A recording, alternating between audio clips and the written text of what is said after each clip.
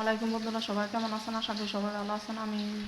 আমরা দোয়াই আলহামদুলিল্লাহ বালা নাই, তারপরও কই বালা আলহামদুলিল্লাহ।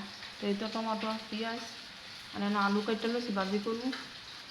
আর এখানে একটু লাল শাক এর দুটো ভাজি করলাম। আর এখানে দুন সরষে আলু রুই মাছের তরকারি রান্নু। আর এখানে একটু মূলা দিয়া রুই মাছ দিয়া তরকারি একটা বয়াই দিছি। এটা অলরেডি হইয়া গেছে, ভিডিও তো করতে পারিনি। এই তো 8 দিনের রান্না খাওয়ার শুইয়া দিব, জানি না কেমন হয়েছে, আল্লাহ জানে। দিলাম। আর এখানে তো মাছ ভাজি, 1 পিস মাছ আমার লাগে মানে ভাজি রাখুন।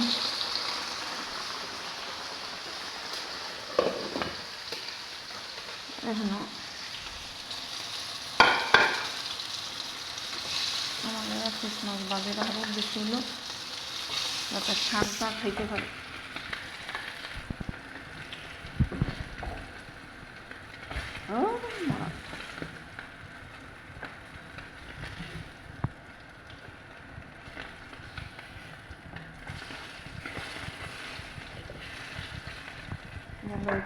পেঁয়াজটি দিয়ে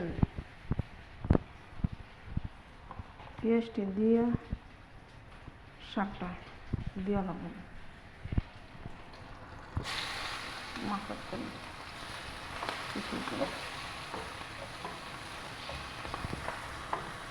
পেঁয়াজটা ভাজা ভাজা হয়ে গেলে শাকটা দিয়ে দিলে রান্না মাছটা হয়ে গেল।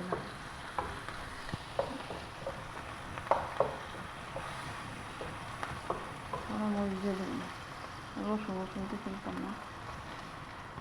মাছটা হয়ে গেছে।